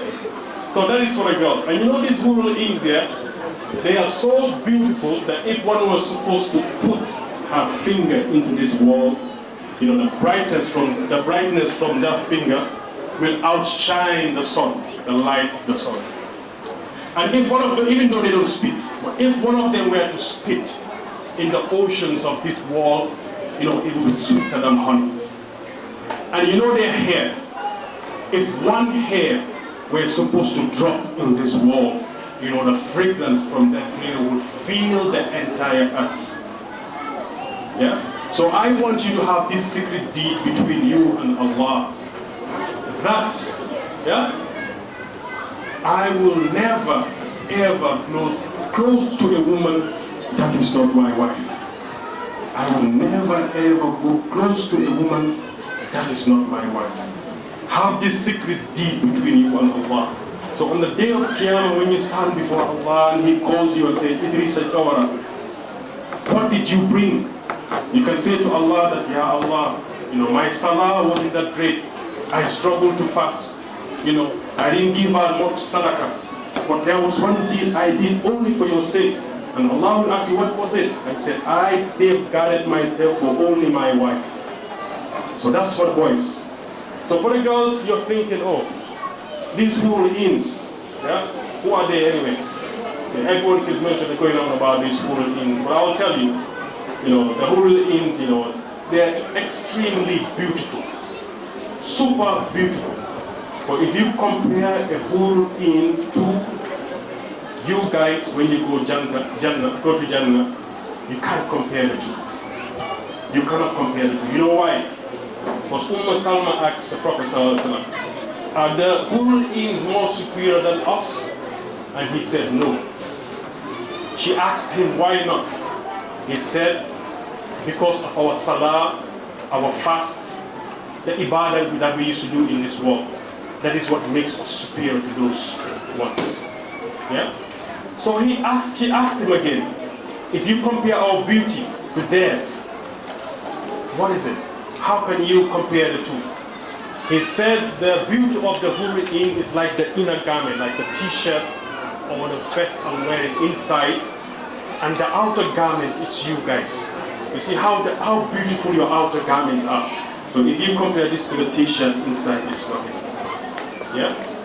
So I also want you, yeah, to have a pledge, make a pledge with Allah. That everything that's beneath this outer garment is only for your husbands. No one will see it before. No one will see it before.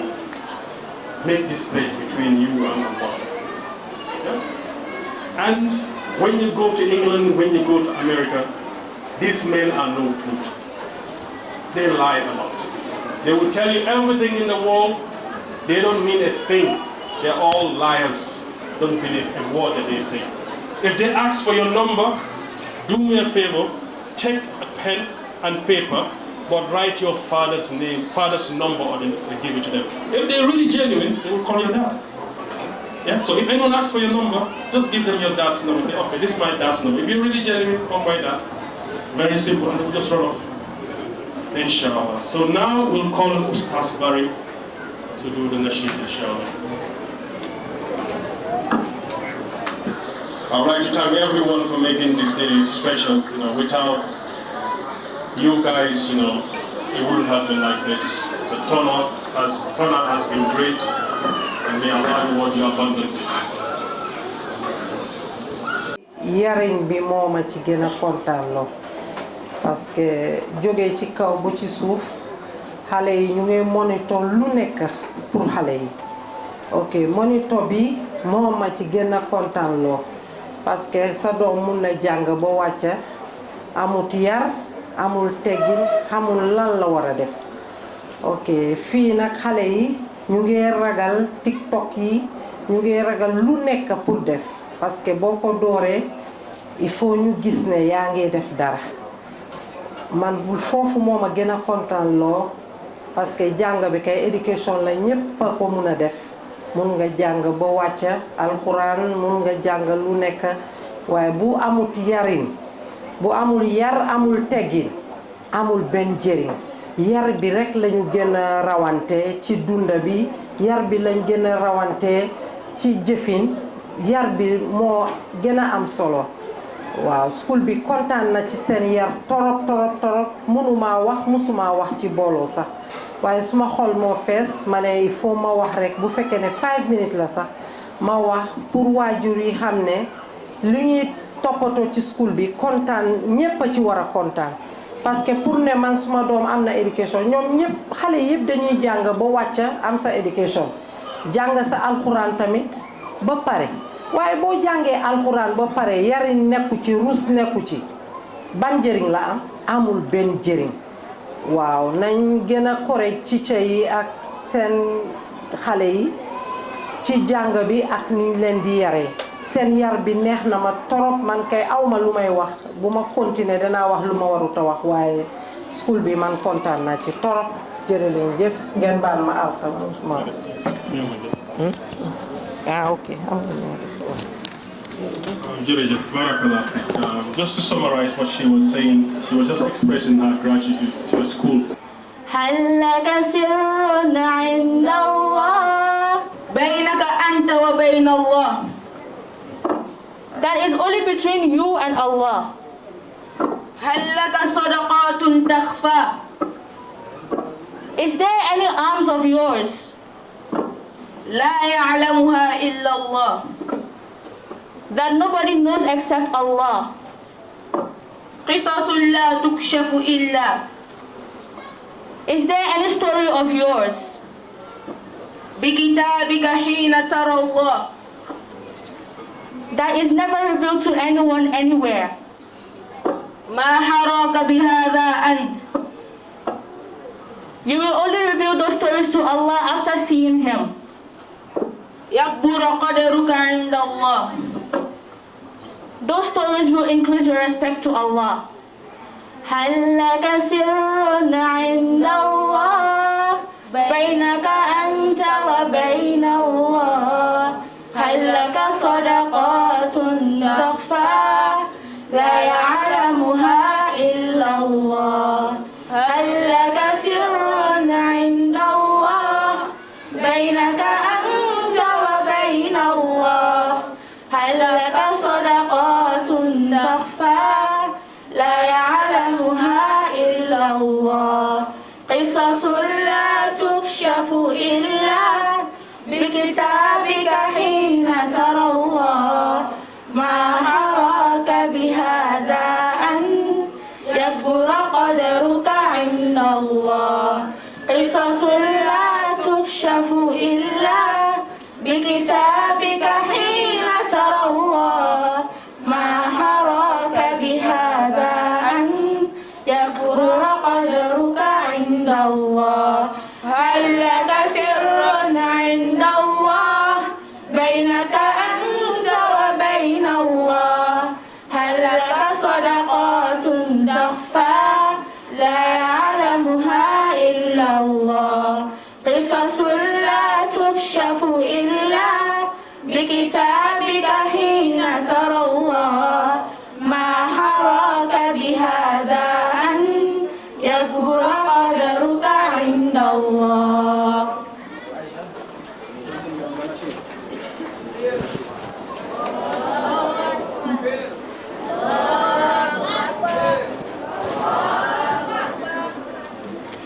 إذا ما قال لي ربي أما استحييت تعصيني وتخفي الذنب عن خلقي وبالعصيان تأتيني فكيف أجيب يا ويحي وماذا سوف يهميني أسلم نفس بالآمال من حين إلى حين وأنسى ما وراء الموت ماذا بعد تكفيني كأني قد ضمنت العيش ليس الموت يأتيني وجاءت سكرة الموت الشديدة من سيهنيني نظرت إلى الوجوه أليس منهم من سيفديني